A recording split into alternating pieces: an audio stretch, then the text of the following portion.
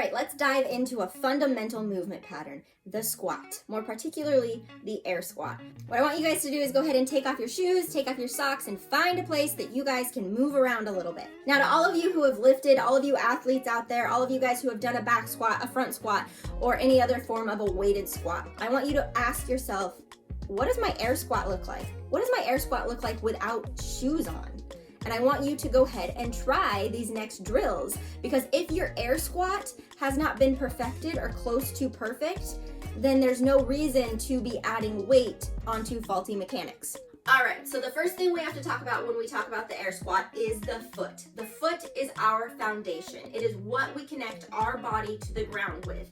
Now, if you have a faulty foundation, usually everything else up the chain is going to be faulty as well. So take a look at my foot for me.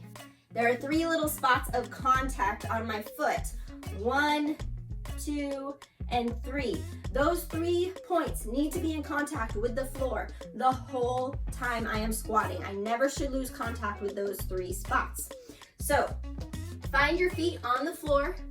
Find about a shoulder width or a hip width position. Some people, depending on your anatomy, are going to be a little bit wider. Some people are going to be a little bit more narrow.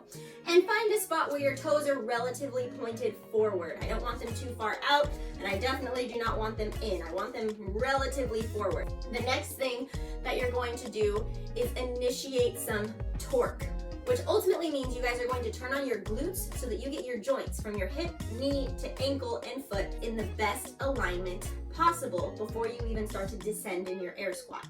So what I'm doing here is I'm going to screw my feet into the floor, okay? Remember those 3 points of contact of my foot? They're going to stay in contact. My foot isn't going to move anywhere, but what that's doing is if I screw my feet into the floor, I'm turning on my glutes, right? The outside part of my glutes. You should feel these muscles activating. When I do that, I keep those 3 points of contact with the ground. Next step is to make sure that my posture stays relatively upright.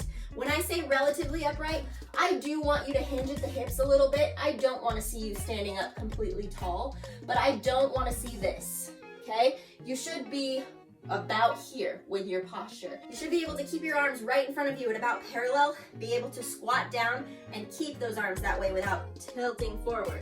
We're going to initiate that torque. So keeping my feet in contact with the ground, I'm going to squeeze my glutes, rotate out, screw my feet into the floor. Next thing I'm going to do is I'm going to start to lower, and I'm going to keep my arms at about parallel. I'm going to lower down until I can, and then I'm going to come up, making sure that I keep that torque in my knees, in my hips the whole time.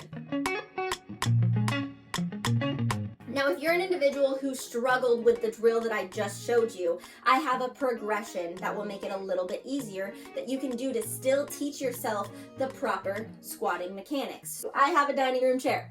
What I want you to do is kitty corner it if you can. So one of the corners is in between my legs, okay?